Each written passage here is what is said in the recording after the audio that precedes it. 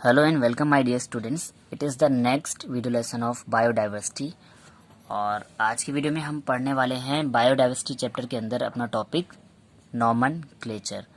और जैसा कि मैंने आपको बताया था, नॉमनक्लेचर के अंदर हमें क्या करना है, किसी भी एनिमल या प्लांट को एक नाम देना है ताकि हम उसे पहचान सकें और आइडेंटिफाई कर सकें। सो नॉमनक्लेचर पढ़ने से पहले हमको टैक्सोनॉमिक कैटेगरीज के बारे में पता होना चाहिए, क्योंकि टैक्सोनॉमिक कैटेगरीज के बिना हम नॉमनक्लेचर को समझ नहीं सकते। तो अगर हम बात करें टैक्सोनॉमिक कैटेगरी की, तो यहाँ पे जो सबसे छोटी यूनिट होती है वो स्पीशीज़ होती है। अब आप समझ लीजिए स्पीशीज़ होती क्या है। हम क्या करते हैं, बहुत सारे मिलते जुलते एनिमल्स या प्लांट को, यानी कि ऐसे एनिमल जो शेप, साइज, कलर में, बॉडी फंक्शन में, मॉर्फोलॉजी में एक दूसरे से बहुत हद तक मिलते जुलते हैं, उन सबको मिलकर एक ग्रुप बना देते हैं जिसे बोलते हैं species. So the basic unit of biological classification is species. यानी किसी भी ऑर्गेनिज्म को क्लासीफाई करने के लिए हम सबसे पहले एक सबसे छोटे ग्रुप में डालते हैं जिसे बोलते हैं हम स्पीशीज। आप समझ लीजिए स्पीशीज की डेफिनेशन क्या है। A species is a group of individual which are similar in all aspect. यानी कि इंडिविजुअल्स यानी कि एनिमल या प्लांट का वो ग्रुप जो कि सिमिलर हों सभी एक्सपेक्ट में, यानी कि शेप, साइज, कलर, बॉडी के फंक्शन, हर तरह का से एक दूसरे से अगर जो सिमिलर हैं उनको बोल देंगे एक कॉमन स्पीशीज के मेंबर हैं। ठीक है, तो एक टाइप के ऑर्गेनिज्म जो हर चीज़ में सिमिलर हैं उनको एक ग्रुप बना दिया गया है जिसे बोल दिया गया है स्पीशीज। तो इसी तरह से और भी कई टैक्सोनॉमिक कैटेगरीज होती हैं। अब जैसे कि मैंने यहाँ पे क्लासिफिकेशन ऑफ ह्यूमन बीइंग देखा हुआ है, यानी कि मैन का। तो इसमें अगर हम 1 बाय 1 देखें तो मैन हमारी सबसे छोटी स्पीशीज है। अब मैन एक जो स्पीशीज है, इस स्पीशीज में हम क्या करेंगे कि सिमिलर टाइप ऑफ ग्रुप्स को आगे बढ़ाते चले जाएंगे। यानी कि हमारी जो सबसे छोटी जो ग्रुप है वो है स्पीशीज। अब बहुत सारी मिलती जुलती स्पीशीज मिलके एक बड़ा ग्रुप बनाएंगे जिसे बोलेंगे जीनस। और कई सारे मिलते जुलते जीनस को मिलकर बना दी जाती है एक फैमिली। फिर बहुत सारी फैमिली से मिलकर बनता है एक ऑर्डर, ऑर्डर से मिलकर बनेगा क्लास, और कई सारे क्लासेस मिलकर बनाएंगे फाइलम, और फाइलम से मिलकर बन जाएगा किंगडम। यानी सबसे छोटा ग्रुप हमने बनाया था स्पीशीज, और फिर उनके लार्ज ग्रुप बनाते चले गए और लास्ट में हमको सबसे बड़ा ग्रुप मिल गया किंगडम। तो ये सारी जो हैं, ये सबसे छोटी कैटेगरी थी स्पीशीज, और सबसे बड़ी कैटेगरी हम आ गए किंगडम पे। तो इन्हीं सारी कैटेगरीज को हम बोलते हैं टैक्सॉन। टैक्सॉन एक प्लूरल वर्ड है, अगर सिंगल बोलेंगे तो हम टैक्सा बोलेंगे। तो each taxonomic category is known as taxon. यानी कि जो kingdom, phylum, class, order, family, genus, species, ये जो है ये क्या है, अपने में एक टैक्सोनॉमिक कैटेगरी है। यानी कि ये खुद में एक टैक्सा है जो कि टैक्सोनॉमी के एक पर्टिकुलर ग्रुप को रिप्रेजेंट करते हैं। जैसे कि किंगडम जो है ग्रुप ऑफ फाइलम होता है, फाइलम जो है ग्रुप ऑफ क्लास होता है, क्लास जो है वो बहुत सारे ऑर्डर से मिलकर बन रहा है, और ऑर्डर बहुत सारी फैमिलीज से मिलकर बन रहा है, फैमिलीज कई सारे जीनस से मिलकर बन रहा है, और जीनस बहुत सारी मिलती जुलती स्पीशीज से मिलकर बन रहा है। सो आई होप कि ये कैटेगरियाँ आपको समझ आ गई होंगी। अब हमने क्लासिफिकेशन में इतनी सारी कैटेगरियाँ इसलिए बना ली ताकि हम स्टेप वाइज सारे ऑर्गेनिज्म की स्टडी कर सकें कि भाई मिलते जुलते ऑर्गेनिज्म है तो वो एक स्पीशीज हो गए। अब हम सारी स्पीशीज को तो नहीं पढ़ सकते, तो अलग अलग स्पीशीज को ना पढ़ने की जगह पे हमने एक बड़ा ग्रुप बना दिया जीनस। यानी कि हम एक जीनस के अंदर जो भी कैरेक्टर होंगे वो सारे के सारे उन स्पीशीज के मिलते जुलते होंगे। तो इस तरह से हमने कई सारे ग्रुप्स बना दिए जिन्हें बोला गया है टैक्सॉन। अब हम इन टैक्सॉन को जो है हम डिसेंडिंग ऑर्डर में पढ़ते हैं, यानी कि बढ़ते से घटते हुए क्रम में। यानी कि सबसे बड़े टैक्सा को ऊपर रखा जाता है किंगडम, और सबसे छोटा जो टैक्सा होगा स्पीशीज उसको सबसे नीचे। यानी कि हम बड़े से छोटे के ऑर्डर में पढ़ेंगे, और टैक्सा के इसी अरेंजमेंट को बोलते हैं टैक्सोनॉमिक हायरार्की। यानी कि arrangement of taxa is called taxonomic hierarchy. तो हमने टैक्सा को बढ़ते से घटते क्रम में यानी कि डिसेंडिंग ऑर्डर में अरेंज किया है, और इसी को ही बोला है टैक्सोनॉमिक हायरार्की। तो अब आपको टैक्सोनॉमिक ग्रुप समझ आ गए हैं, तो अब हम बात कर लेंगे नॉमनक्लेचर की डेफिनेशन।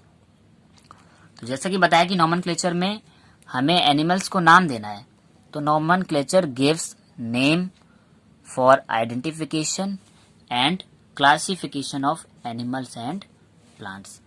यानी नॉमनक्लेचर में हमको क्या करना है, कोई भी एनिमल हो या कोई भी प्लांट हो, उसको आइडेंटिफाई करने के लिए उसको एक प्रॉपर नाम देना है ताकि हम उसे पहचान लें और उसे अलग अलग ग्रुप्स में डिवाइड कर लें। सो आई होप कि आपको नॉमेनक्लेचर के बारे में बेसिक डेफिनेशन क्लियर हो गई होगी। अब बात कर लेते हैं, हमारे नॉमेनक्लेचर को भी कई अदर कैटेगरी में डिवाइड किया गया है। तो हमारा जो नॉमेनक्लेचर है इज डिवाइडेड इनटू 3 टाइप्स। एक तो मोनोनॉमियल, फिर बाइनॉमियल और फिर ट्राइनॉमियल। अब हमें पता है कि हमको नॉमेनक्लेचर में नाम देना है।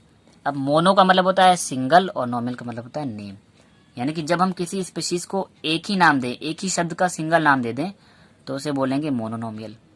बाई का मतलब होता है डबल, नॉमियल का मतलब नाम, यानी कि जब हम 2 वर्ड का नाम देंगे तो हम बोलेंगे बाइनॉमियल नॉमेनक्लेचर।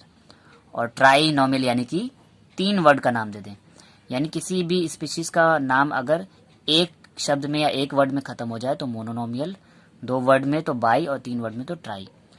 अब हमारे जो बायोलॉजिकल साइंटिस्ट हैं वो उन्होंने अप्रूव किया हुआ है बाइनॉमियल नॉमेनक्लेचर को, यानी कि हम जो नॉमेनक्लेचर पढ़ेंगे वो बाइनॉमियल टाइप का होना चाहिए, यानी कि यहाँ पर किसी भी ऑर्गेनिज्म का नाम केवल 2 वर्ड्स का होना चाहिए। तो आते हैं, बात करते हैं, इस बाइनॉमियल नॉमेनक्लेचर को पढ़ लेते हैं।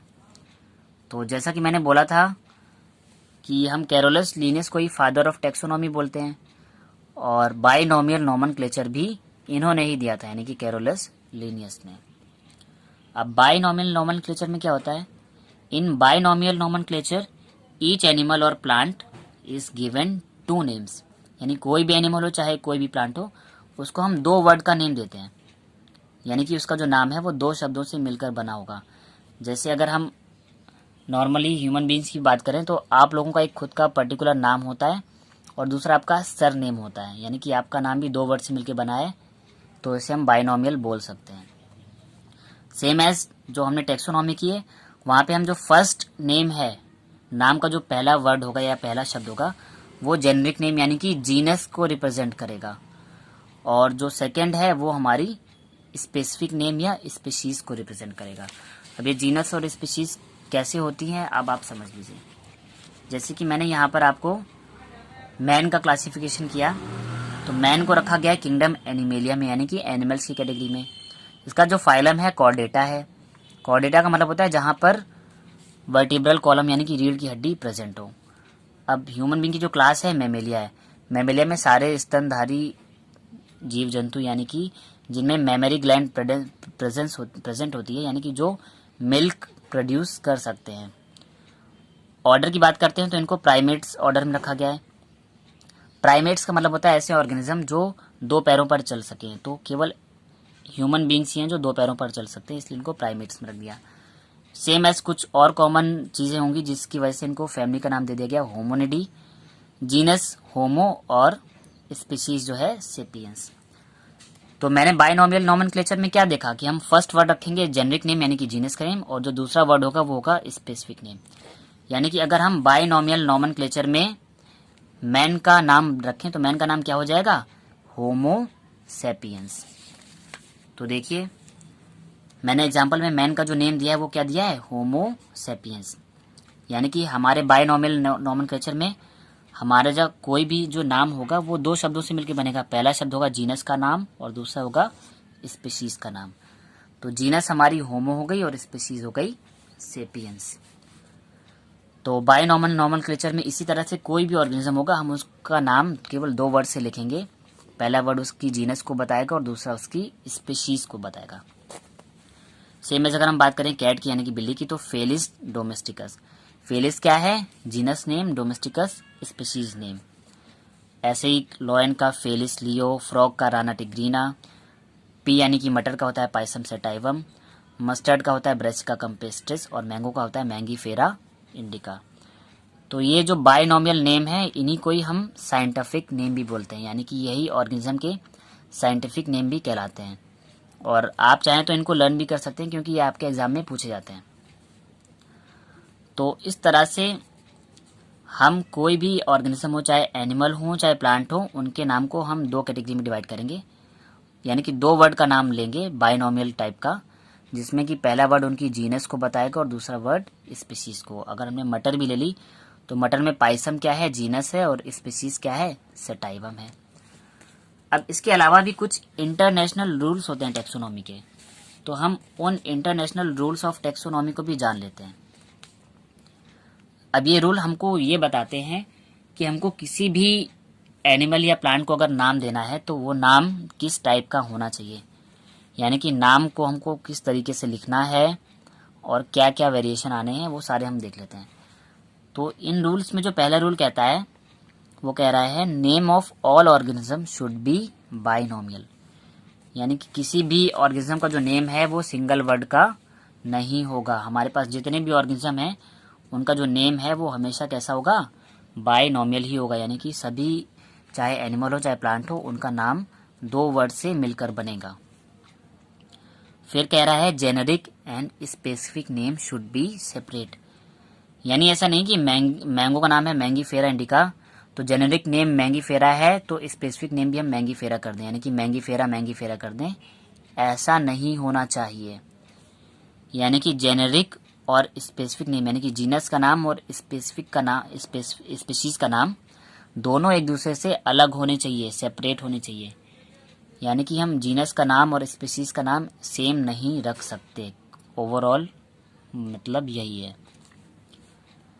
उसके बाद generic name should be start with capital letter and specific name should be start with small letter. देखिए मैंने यहाँ पे जितने भी नाम लिखे हैं तो जो जीनस का नाम है उसका जो फर्स्ट लेटर है वो कैपिटल लिखा है और स्पीशीज में सब में मैंने फर्स्ट लेटर स्मॉल लिखा है।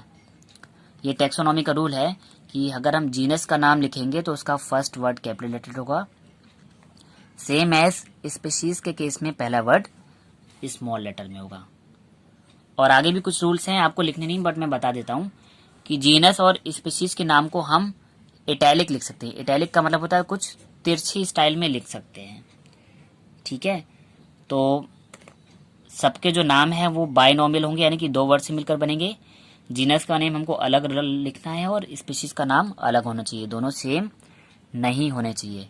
जीनस के नेम का पहला वर्ड कैपिटल होगा और स्पीशीज के नेम का पहला वर्ड स्मॉल होगा। और ये जो स्पीशीज हैं वो किसी ना किसी साइंटिस्ट ने डिस्कवर की होंगी, तो इन्होंने एक पॉइंट और दे रखा है कि अगर किसी साइंटिस्ट ने किसी स्पीशीज को डिस्कवर किया है तो उस स्पीशीज का जो स्पेसिफिक नेम होगा, यानी जो स्पीशीज का नाम होगा, उस स्पीशीज के नाम के पीछे ही हम उसके साइंटिस्ट का नाम भी ऐड कर सकते हैं। सो आई होप कि आपको सारे के सारे रूल्स जो हैं टैक्सोनॉमी के वो भी क्लियर हो गए होंगे और नॉमेनक्लेचर भी समझ आ गया होगा। सो ये वीडियो आपको कैसा लगा कमेंट करके बताएं, और अगर ये वीडियो आपको समझ आए तो इसे लाइक करें और सभी स्टडी रिलेटेड ग्रुप्स में शेयर करें, और साथ ही चैनल को सब्सक्राइब कर लें और बेल आइकन भी प्रेस कर लें ताकि अपकमिंग वीडियोस की नोटिफिकेशन आपको मिलते रहें। एंड स्टूडेंट, अगर आपने लास्ट वीडियो नहीं देखा है जिसमें मैंने बायोडाइवर्सिटी का इंट्रोडक्शन दिया था आपको, तो मैंने उस वीडियो का लिंक भी इसी वीडियो के डिस्क्रिप्शन में दे दिया है। तो डिस्क्रिप्शन बॉक्स में जाकर उस लिंक पर आप क्लिक करेंगे तो आप बायोडाइवर्सिटी के इंट्रोडक्शन वाले फर्स्ट वीडियो को भी देख सकते हैं। Thank you students.